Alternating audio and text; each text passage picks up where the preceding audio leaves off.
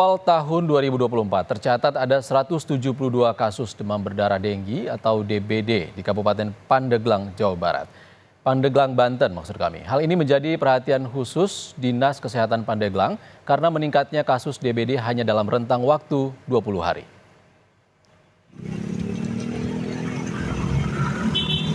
Kasus DBD meningkat di Kabupaten Pandeglang, Banten.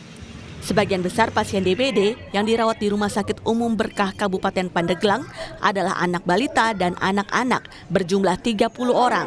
Sedangkan usia di atas 18 tahun atau dewasa berjumlah 42 orang.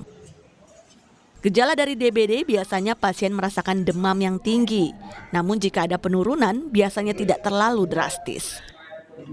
Pasien dengan gejala DBD harus melakukan pemeriksaan darah di laboratorium untuk mengetahui trombosit yang turun. Melihat kasus DBD sepanjang tahun 2022, terdapat 272 kasus DBD. Kemudian meningkat di sepanjang tahun 2023 menjadi 531 kasus. Namun kini, hanya dalam rentang 20 hari di awal tahun 2024, tercatat sudah ada 172 kasus DBD. Hal ini menjadi perhatian khusus Dinas Kesehatan Kabupaten Pandeglang. Meningkat sampai Januari 2024 karena sampai 20 Januari pun laporan yang sudah kami terima dari Puskesmas itu sebanyak 172 kasus itu menyamai kasus di bulan Desember, padahal itu baru sampai tanggal 20 ya, belum sampai akhir bulan. Sementara itu, kasus DBD di Kota Balikpapan, Kalimantan Timur tercatat juga mengalami kenaikan setiap tahun. Seperti kasus DBD sepanjang tahun 2023 lalu, tercatat ada 2.195 kasus DBD. Sedangkan pada tahun 2022 tercatat ada 1.897 kasus DBD.